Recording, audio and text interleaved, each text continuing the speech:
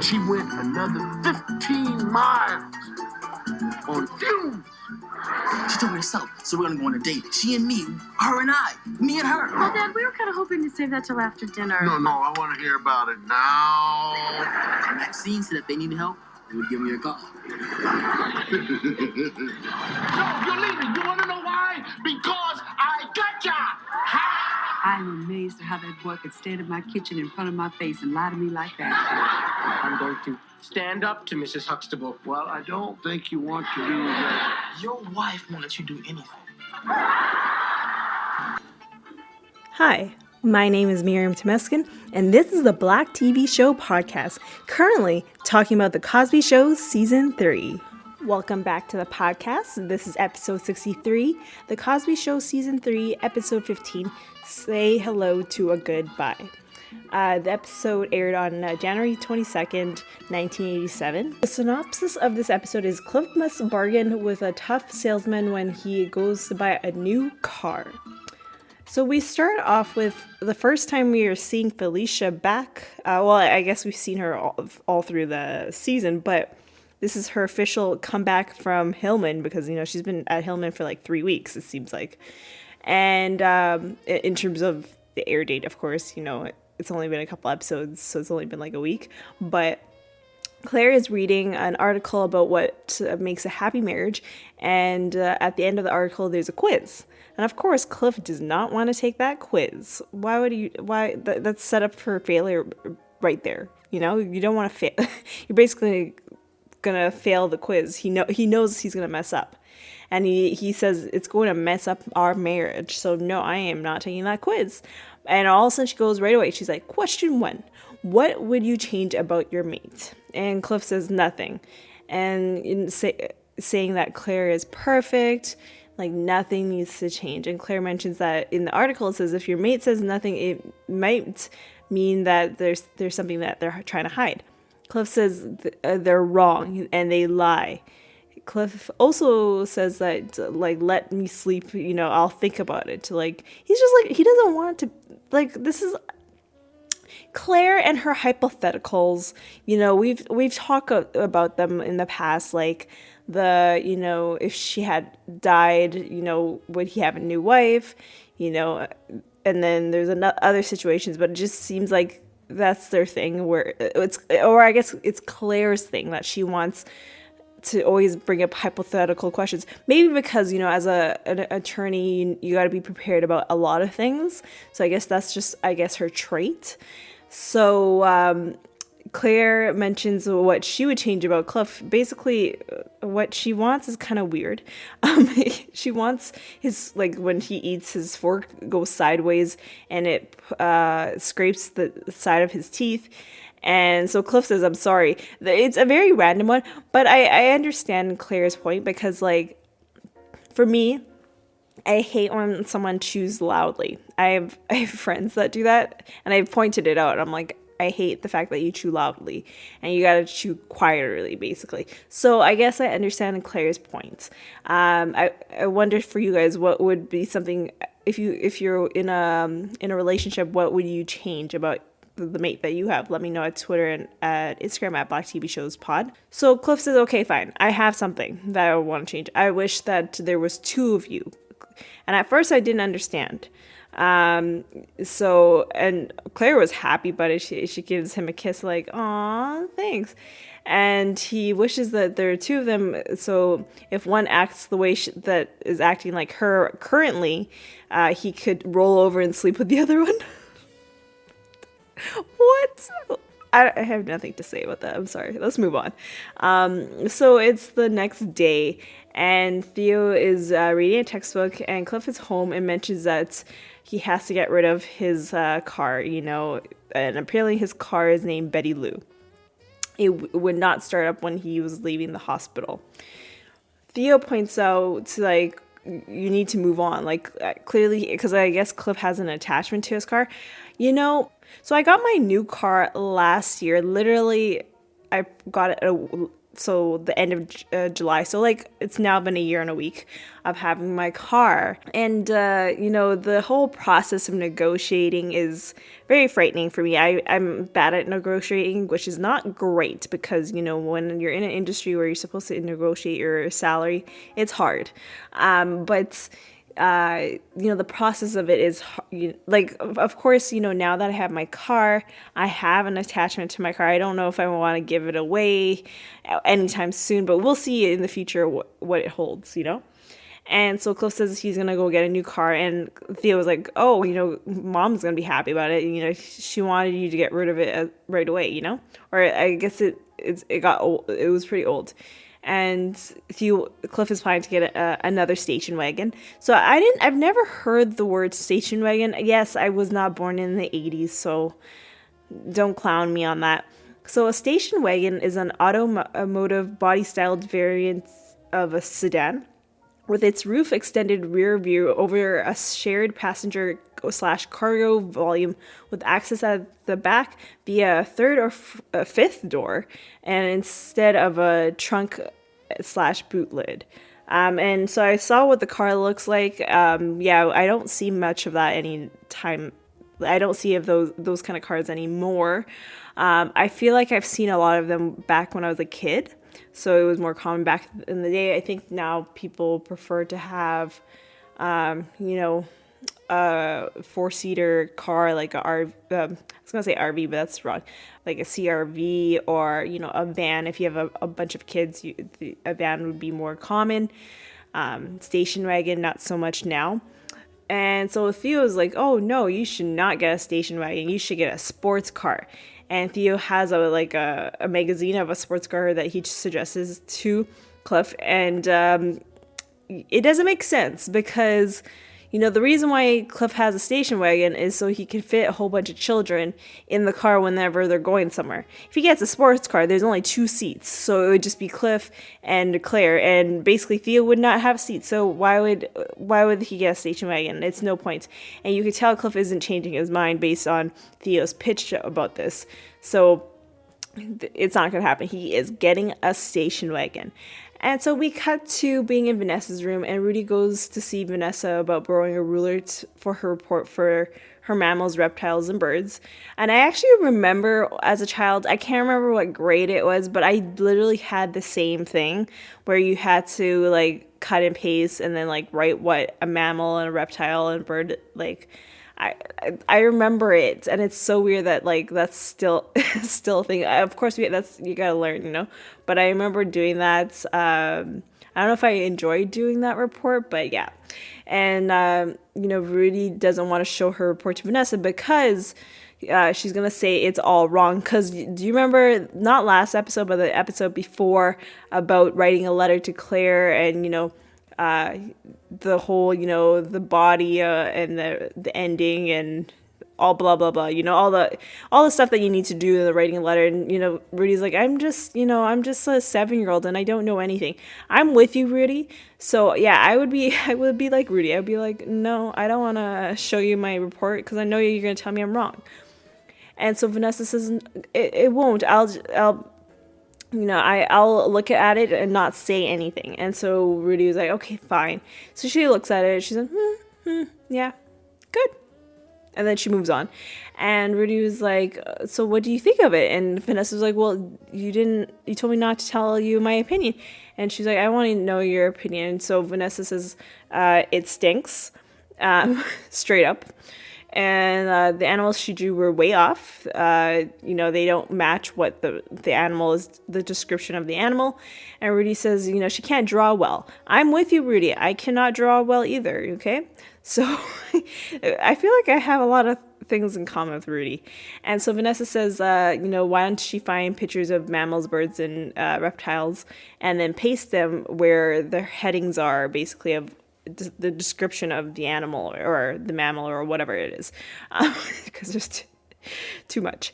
And she does it neatly. And so she doesn't say where to get the pictures. She didn't say to get it from a magazine. She didn't say it from a book. She just said, find pictures. That is key, okay? Because later on this comes back.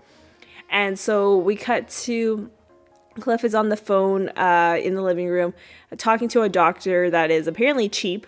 And he gives him a price of a car that like the best price that you can get. And so now he is ready to go buy a car. And Theo is like, you're not dressed up to go to to a dealership. And because he's like wearing a sweater and a hat, like he just looks like he looks poor, basically. That's basically what he looks like. And Cliff says, you can't, when you dress like this, you have to dress like this to negotiate. You can't go in looking like you have a lot of money. True, that's true. When I went, it was summertime, so I was just wearing summer clothes. So I don't know if I looked rich, wearing dresses and stuff like that. I didn't know that's a thing though. Like, I wonder if you dress up a certain way, would they like negotiate? I'm trying to think, because they did ask me what I did for a living, and I'm not a producer, so they know that I don't make enough money. But I'm trying to think now. The questions, yeah. So they asked what I did for a living, and of course there's other questions, and then of course what my price range is, and my price range was way, way, way low. Because a lot of people are like, I don't think you're gonna get a car for that price. So Cliff tells Theo about the price at the store is the suggestive retail price, but Cliff is gonna go and negotiate the price. And Theo's like, how do you know what to negotiate for? And of course he tells him about his doctor friend, and he knows all about cars and who happens to be cheap. And Theo asks, like, is there anything you need me to do? Because he's going to go join him to get this car. And Cliff says, just make sure no one knows that I'm a doctor. That's basically your job. So that's the mission of this episode, basically. We're going to make sure that no one knows Cliff is a doctor. So now his name is Mr. Huxtable. No more Dr. Huxtable. Mr. Huxtable. And so... and he mentions that if they find out that he's a doctor, he loses all flexibility to determine the price. And so we're now at the car dealership, and we meet the dealer, Davidson, I believe that was his name, because he was pretty quick with saying his name. And a fun fact here, so the person that's playing this character is Sinbad. And if you don't know Sinbad, that's pretty sad. But... of course, everyone would know he later becomes the regular cast member of the series A Different World, which happens to be also produced by Bill Cosby. So it's, of course, I've mentioned A Different World already multiple times, but that is the spin-off show for the Cosby Show, which, we're, starting in September, we'll be talking about A Different World. I can't wait. Well, actually, I told you guys, I don't want to go through season 1, but we gotta go through it first. But we'll see Sinbad in season 1. He's not a main cast, but yeah, so I can't wait for A Different World. It's such a good show, guys. Like, if you've never seen it, go see it on Amazon Prime. And so Davidson takes a minute to talk to his wife on the phone, basically you can tell that he's pretty much telling Cliff, I'm poor and I need money. I need this commission. Once I get this money, it's already gone to the children and all that stuff. And so Davidson asks Cliff, well, like, what does he do for a living? He says he works hard. And Davidson says, like, what do you do for a living? And Cliff was like, it doesn't matter what I do for work, as long as I work hard, right? That's all that matters. Now that I think about it, maybe the next time I'm probably not going to get a car for a while, but the next time I get a car, I'll probably try not to say what I do for a living and see. Probably by then, hopefully, I'll be successful in the industry, but we'll see. Yeah, maybe I should try that. What Mr. Huxtable is trying to do, And so Davidson says, I can see that we make that deal, and you can drive your brand new car. And Cliff was like, do you see me getting a good deal? And he was like, yeah, I could see you getting a good deal. So they all get up and they're ready to go to that car. Guess what? A friend of Cliff's. I think it's a friend. I couldn't get if it was like he was the husband of a patient, because we know that he says he has a wife, but I'm not sure if he's a patient or a friend of Cliff's. But he knows Cliff's whole life story basically, or family style. So he calls out when he sees Cliff. He's like, Dr. Huxtable! And he started yelling it, and Davidson was like, what? Doctor? Well, why don't we take your new car out for a test drive? My new car? Oh, yes. In addition to being a salesman, I can also see into the future. And I see you in that car. Can you also see me getting a good deal? Oh, I see you getting a great deal. Oh, Dr. Huxtable! Dr. Huxtable! Yeah. It's good to see you, Doctor. How are you, Mr. Babbitt?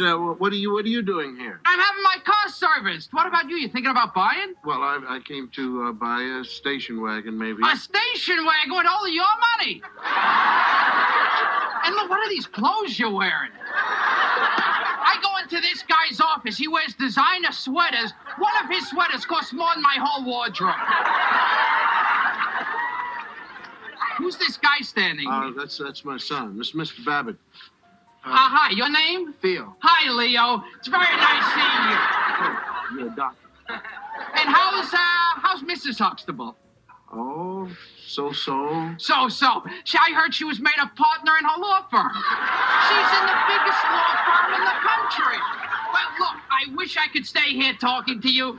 But look, I gotta go home. I'm gonna tell Nancy I saw you, Yes, Dr. Huxtable. Thank you. Oh, good. Nice meeting you, Leo. Theo. Now, what did you say you do?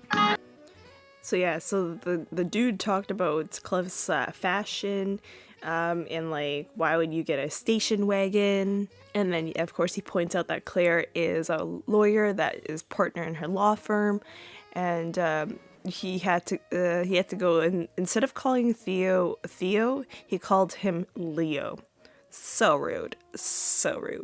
And so Jason says, now, what did you say you did for a living? And we end Act 1 there.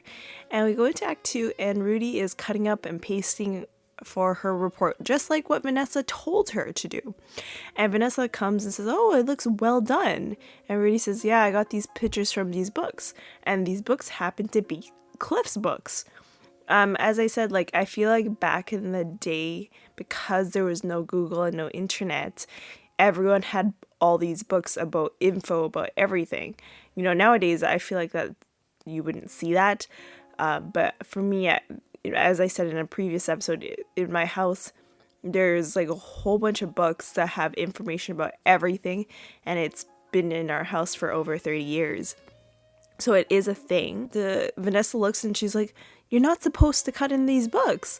And Rudy says, you told me to cut out pictures. And she was like, no, not from books, from magazines, which is actually a normal thing, because most of my reports that I did when I was in school was cutting photos out of magazines. Even to high school, I remember doing that.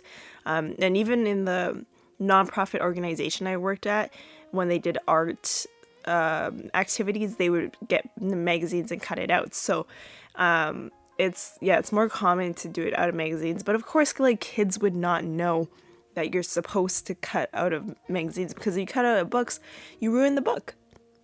And especially in this case, it's expensive books, so you know this is not good. And Rudy mentions she never said magazines, which I point out earlier in this episode. She never mentioned it. So it is slightly Vanessa's fault. Slightly, okay? Technically, it's mostly Rudy's fault for doing it, but no one told her. And so Rudy points out, you're in trouble to Vanessa. And, because Vanessa left Rudy alone. And Denise comes home from shopping and sees the whole issue with the books. And she's like, Vanessa, how dare you? And literally they go back and forth. Like, Vanessa's like, you never babysit us anymore, and because now you're gone to college. And Denise was like, well, yeah, but like when I come here, I gotta go shopping and see my friends. And Vanessa points out, like, our parents are paying for your college education, and they're literally just going back and forth. And finally, it just like, it's not helping the situation. We cut back to the dealership. Cliff has his suggested price that he wants to negotiate. And he gives it to the guy, and the guy says, no way. Like, he thinks it's a joke. And Cliff says, this is the price including the trade-in. And he's like, oh, you're trading in a car? And so he goes and sees a car, and he's like, excuse me? It would take me $300 just to get that car towed off the lot. So basically, it's a really bad car. That's basically what he's saying. And Cliff says they have to go because they can't deal with the price that Davidson is giving them. So finally he's like, okay. So they go back and forth. He's like, okay, I will take, let's add 500.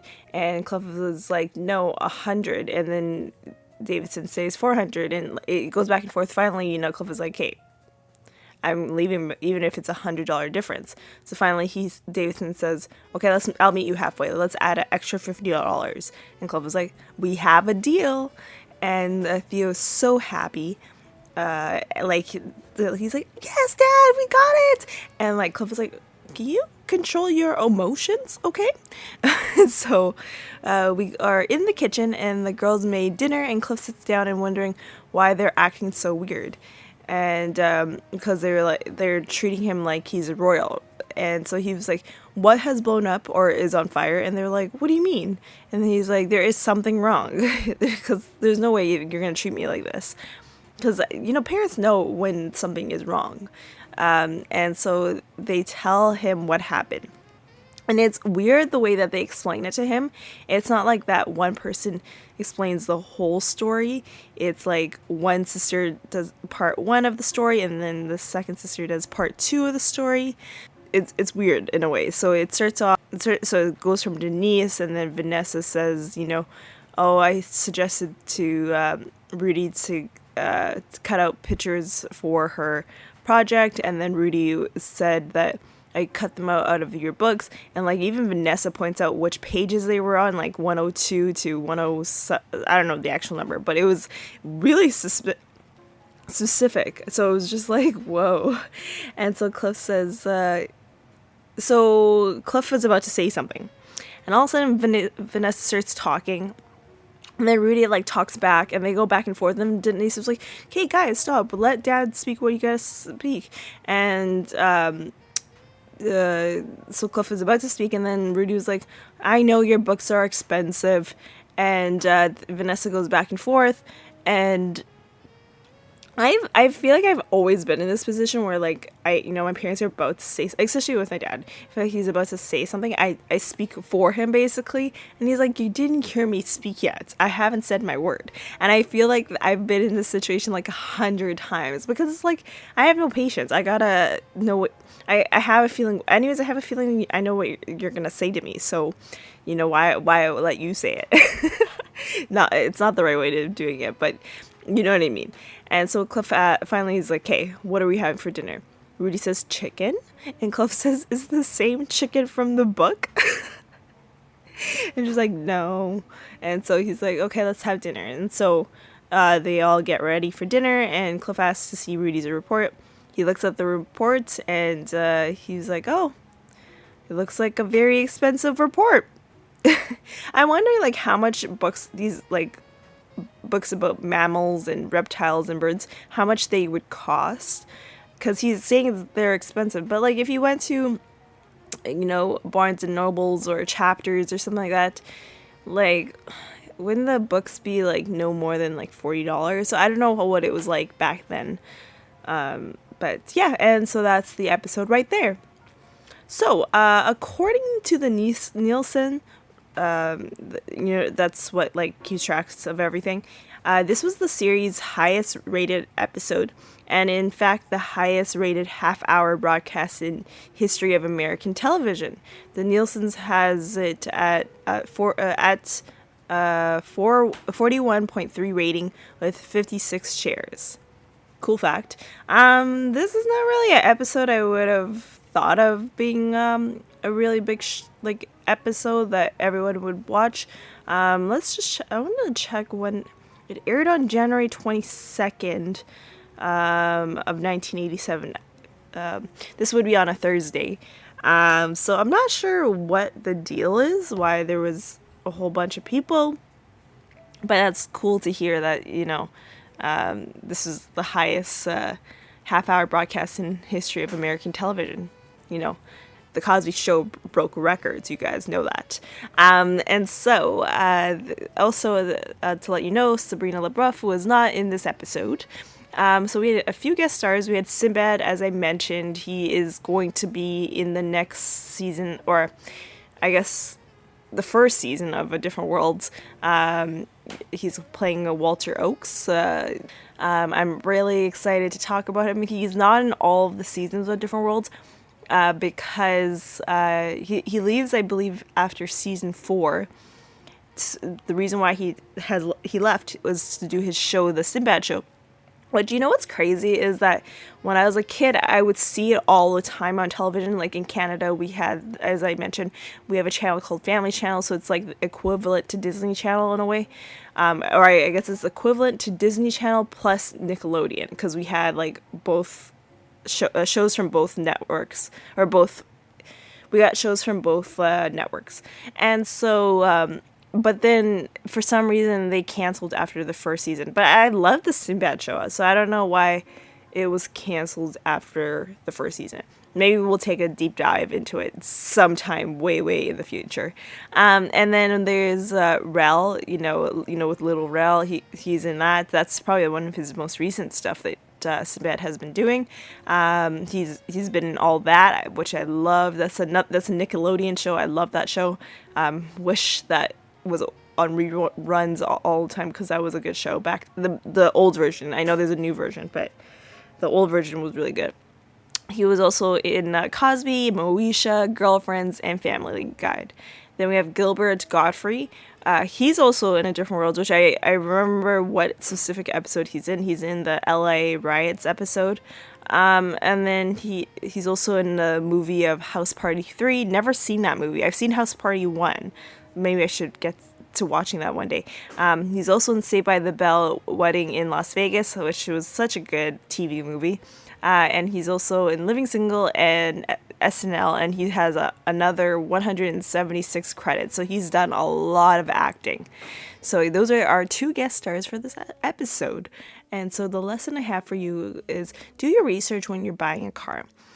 So make sure you know what to negotiate for the price that you can afford. That's what for me. I didn't do my research. I'm young and naive. Luckily, I had my dad and my uncle to help me out, and they did most of the negotiating. It was a weird process because literally what we did, similarly to what Cliff did. He's like, okay, we're gonna get up. We have to go to a different place. We can't, literally we did that. And at first I looked at my dad, I'm like, are we serious? Are we leaving? And that's literally what I did. I was like Theo. I was just like, oh, are we actually leaving?